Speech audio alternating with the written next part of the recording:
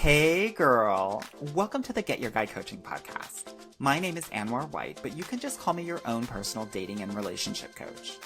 Each week you'll hear actionable advice, tips, and strategies that you can implement in your own love life.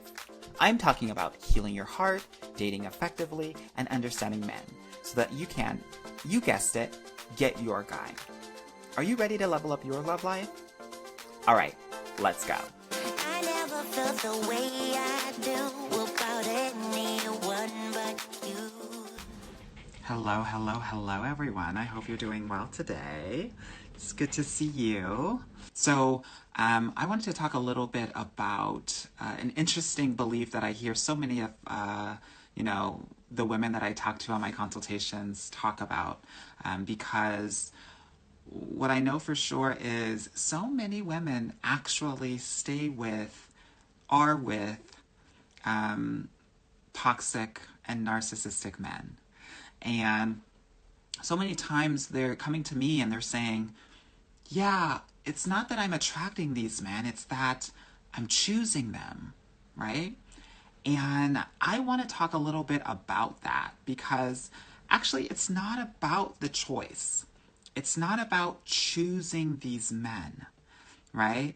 It's actually about being the kinds of women that these men will actually go for, right? And this is not me like victim blaming at all. If anyone knows me knows that that's not my MO. But I want to keep it 100% real with you about there are things that you can do to not attract toxic and narcissistic men. And it's not about choosing them or not choosing them, right? It's actually about being the woman that actually is like unattractive to them, right? That is so like outside of their realm, their environment. Yeah, this is a hard truth to accept. This is about being the woman that is not even in the stratosphere of these toxic and narcissistic men. So I wanted to go through a couple of examples that I think might help you as you're thinking about, well, what can I do?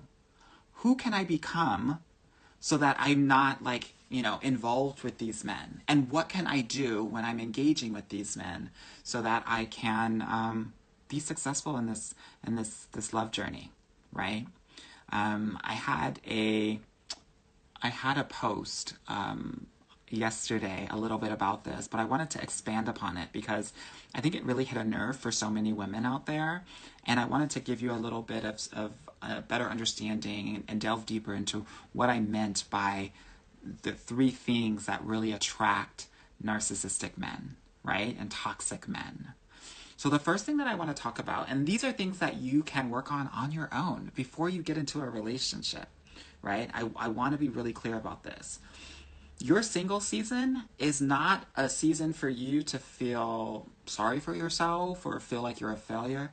It's actually an opportunity for you to work on the things so that you can be prepared for the best relationship of your life, if you so choose to pursue that, right?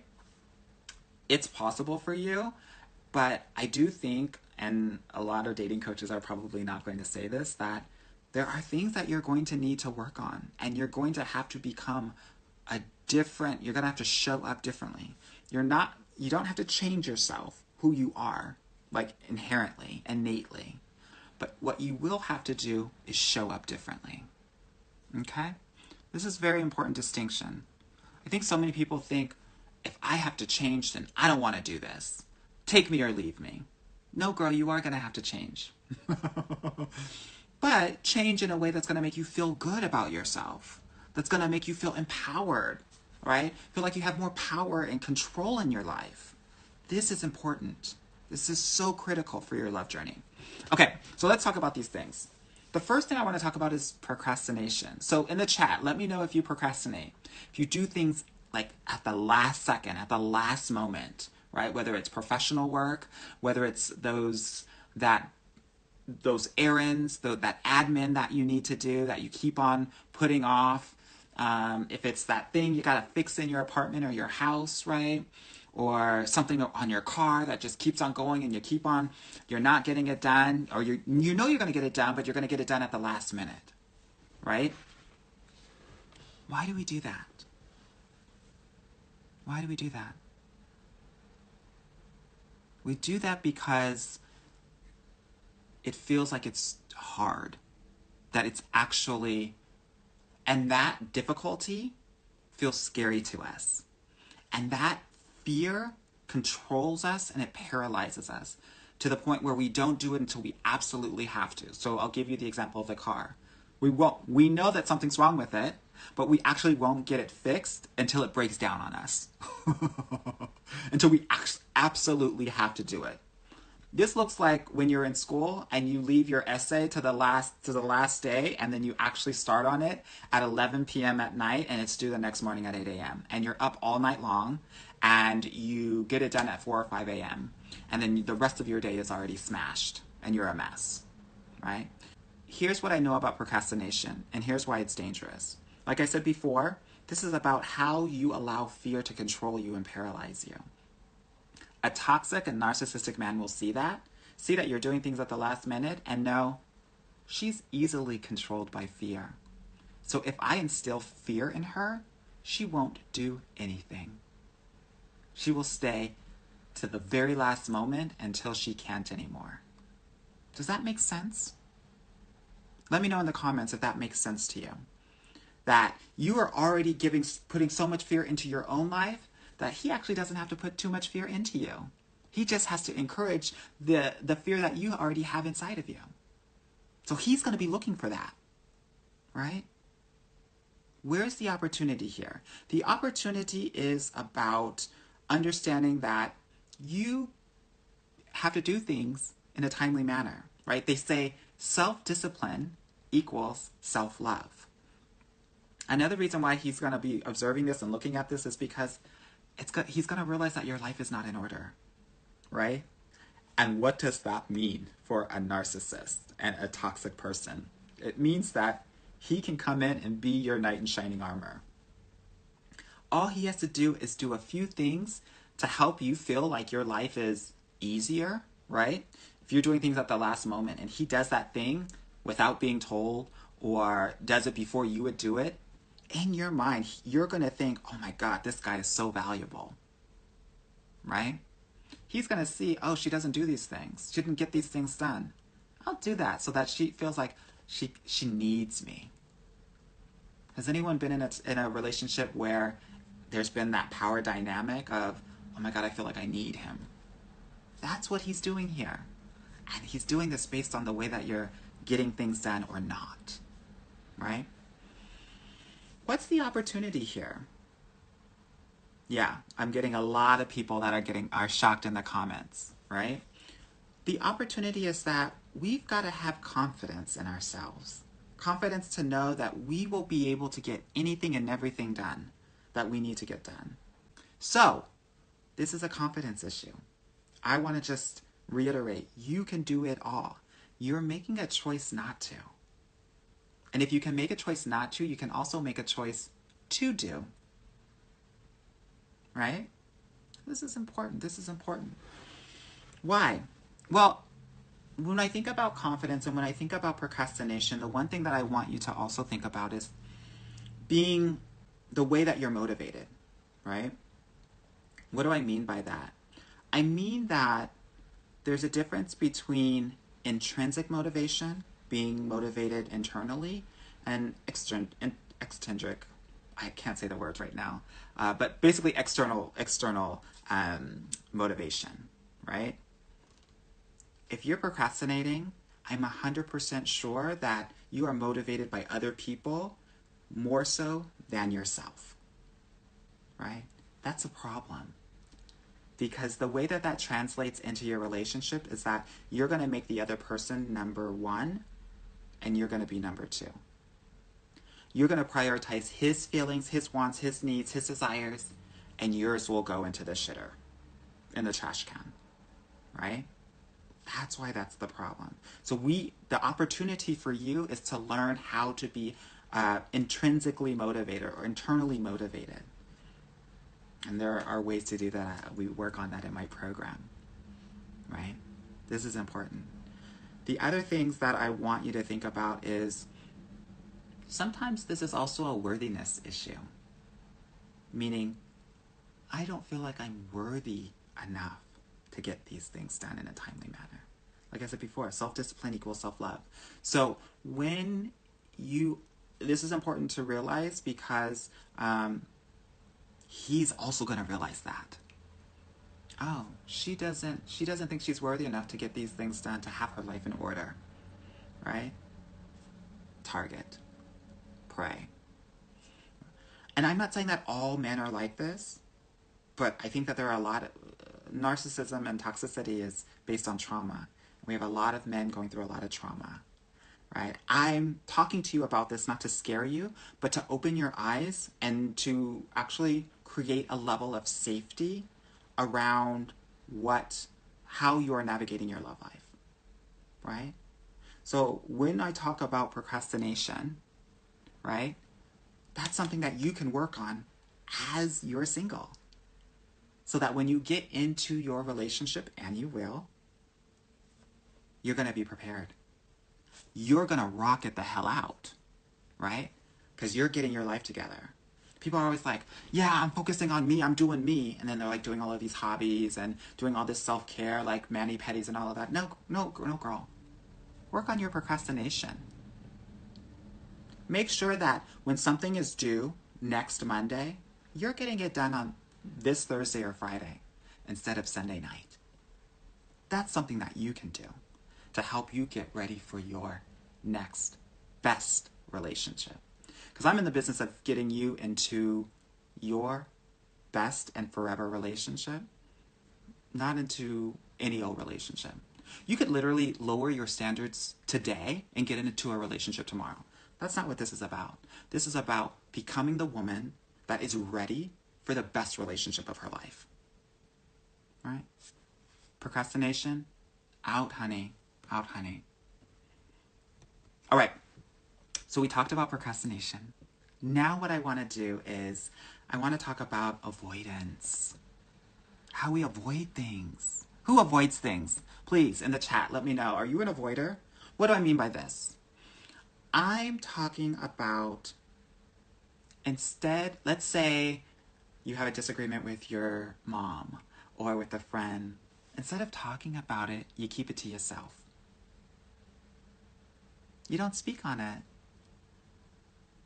Something happens. You don't say anything. You hide it, right? That's dangerous. That's very, very dangerous. And I get it, right? I get it. A lot of us, especially if you're raised in a black or brown household, didn't have the agency to be able to speak our truths. We weren't able to say, actually, no, I don't want this. No, I don't want to eat all my food. No, I don't want to do that. Who had that experience? I always say that you enter your adult romantic relationships as the little girl that you were. So, if you weren't able to do that when you were growing up, you're not going to be able to do it in your adult relationships. My experience tells me. Right, in general. Why does this happen? It happens because when you're growing up, it doesn't feel safe to do that. You might have gotten spanked or whooped if you were disrespectful or talked back, even though you were just sharing how you felt. You might have gotten yelled at. You might have had a rager father whose anger was overwhelming. And so to keep the peace, you shut your mouth. You said nothing. What does that do? What you are training and being programmed to do is to accept harm, danger, hurt, abuse, and not say anything about it. That's what that does. I'm telling you this because I think it's important to make the connection in terms of where this comes from, right? It is so important to learn how to do this another way. And it's so scary to do this. It's really, really scary to do this. But you have to if you want to get into the best relationship of your life. You're going to have to stop avoiding and start setting healthy, confident boundaries. Some people hear me say stop avoiding and they think, I'm going to speak on everything and I'm going to tell somebody about themselves. That's not what I'm saying. I'm saying we have to heal some of those triggers that make you want to shut your mouth when something happens to you. And then we have to learn how to identify how we're feeling and then be vulnerable enough and confident enough to speak our truth to the other person. That's hard if you haven't done that for most of your life, right? That's very difficult, but it's possible. And I want to let you know that. Why is this dangerous? Why is you being an avoider, you not saying something when someone does you wrong, or not even if somebody does you wrong, if you feel like they've done you wrong?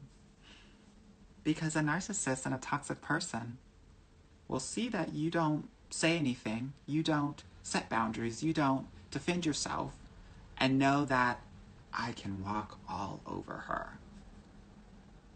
And guess what? She's not going to say a damn thing about it. It's scary. I don't want you to be in that position. Who avoids confrontation? Who avoids boundaries? Who avoids vulnerability?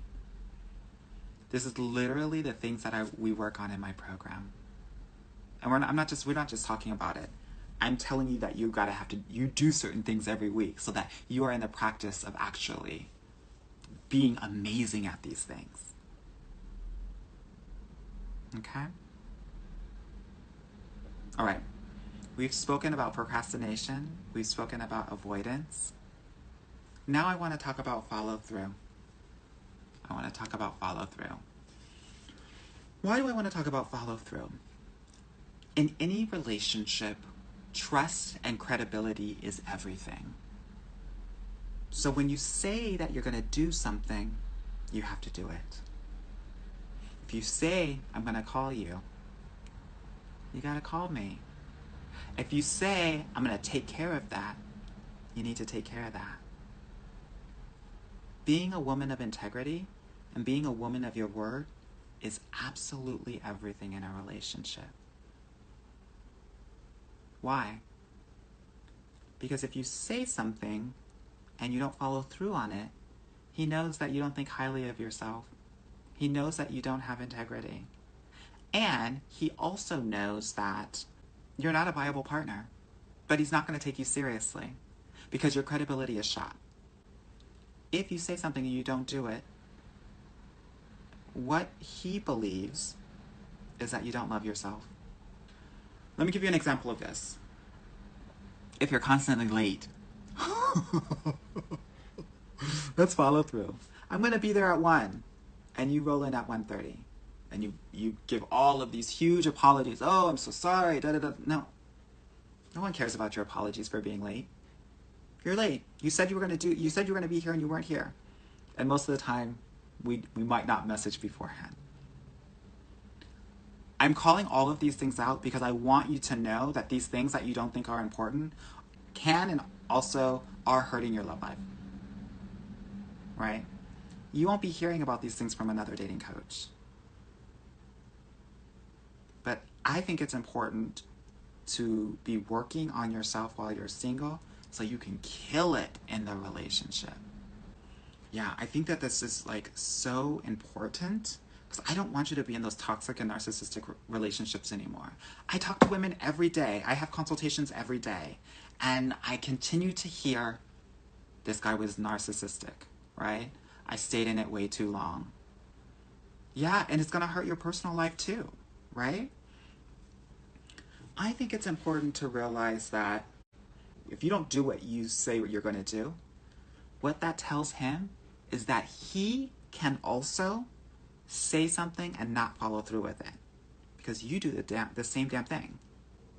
So when you tell me he's horrible, he doesn't do this for me, he doesn't do that, he's not showing up, he's not consistent, oftentimes he might actually just look at your inconsistency and say, she thinks that's acceptable, so I can do it too. Am I saying that you have to be perfect? No. What I am saying, though, is that in this sort of opportunity, when you say something, do it. If you can't do it, let people know you can't do it. Right? I'm sorry, I'm not going to make that 1 o'clock meeting. I'm running about 15 minutes, maybe even 30 minutes late. It's as simple as that. That's what it requires. Right? Again, I want to clarify. If these things are a part of your life, these are things that you can work on while you are single. Doesn't mean you're a horrible person. No one is perfect. We are all human. But I want to give you some things to point you in the right direction about what the work looks like. Beyond the healing work that needs to happen about your experiences in your life, right? But like some things, some everyday things that you can work on that will help you tremendously in your love life, in dating and in relationships. It's a game changer. Right? It really is. So, we talked about procrastination, right? And how that is really based in fear. We talked about avoidance, which is based in trauma, right? We talked about follow through, which will actually create a limit of how he is going to show up for you based on how much follow through that you have with yourself. These are all very important things. And I want to make sure that we are focusing on them as we are in our singledom, right? It's a beautiful time to really kind of engage in these things and be really intentional about them in baby steps, right? This is what we do in my program at the very beginning. Right now, for the last month, my clients have been working on vulnerability and having the best dates of their lives and dating high quality men because they have been working on showing up, being accountable, not avoiding. This is exactly why I'm connected with all of my clients via text or via Voxer. And I talk with them at least 2 or 3 times a week so we can practice follow through, non-avoidance, and not procrastinating on the work that needs to be done, right? I don't let my clients fall through the cracks. I don't let them do what they used to do. I raise the standard. You've got to come correct, and you have to be willing to do the work to do that. Because that's what it takes to get into the most amazing relationship of your life. I have my own special way, and it seems to work really well. Like 85% of the clients that I work with are in amazing relationships around month 4, plus or minus a month in my 6-month program. Because of it. Because we go hard. We do the work, and the work works. So, if you are interested in changing the way that you not just choose, but you are, change the way that you want to be in love and in relationships and in dating and around men, then I want to invite you to reach out to me. You can reach out to me via DM, or you can book a free consultation call with me at www.getyourguycoaching.com/apply. It's in my bio as well. It doesn't make any sense for you to continue to do the same things that you've been doing because you're going to get the same results. I want to offer you a new and different way of doing things in a safe environment where you know that you have somebody with you that is going to guide you and hold your hand every step of the way. It can feel really scary to do this love thing on your own. It can feel really overwhelming. I try to alleviate that by being right next to my clients, right? The other reason why I'm so connected with them is because I think it's important for them to get used to asking for help and relying on a man, even if it's me. Don't mind the femme voice and the femme mannerisms. Still a man. But we have to be in practice of that on a more serious note. I hope this was helpful for you as you think about how to not attract toxic and narcissistic men, and giving you some real thoughts, work, focus points for you to think about to make sure that that doesn't happen. All right, my loves. Oh my God, girl. I almost forgot one last thing, one last tip that I want to offer to you. So here it is. The other thing that I want you to be thinking about when it comes to not attracting narcissists is that you may be actually apologizing way too damn much, girl. Why do I say this? So let me give you some examples. So when I say apologizing too much, I'm talking about if someone bumps into you, you say, I'm sorry, or when you start to express yourself, you say, I'm sorry, because you think it's too long, like your words don't matter. They do. Or sometimes my clients, I'll reach out to them and they'll get back to me a little bit later and they'll apologize for the length of time that it took for them to get back.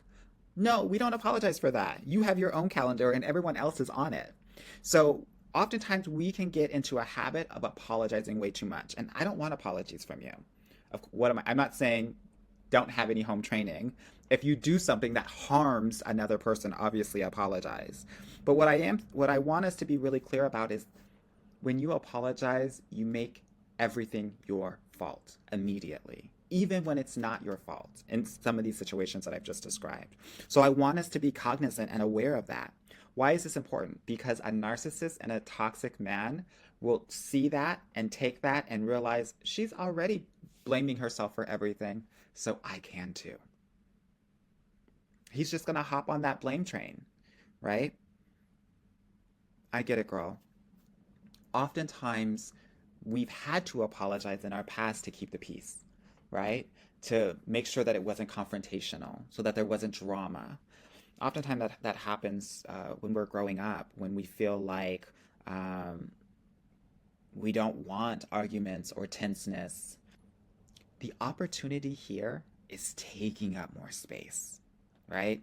This is where we can not have to apologize for these things that really are not your fault. Instead of saying, I'm sorry I'm late, you can say something like, thank you for waiting, right? Instead of saying, I'm sorry that took a long time for me to express, you can say, thank you so much for listening, right? Instead of apologizing for getting back to me late, just say, hey, I was busy doing something, but I have attention for you now. Here's what I think about that. Right? We have to be able to change our language and our communication so that we can actually command more respect. This is in your romantic relationships. This can also be in your professional relationships and environment as well.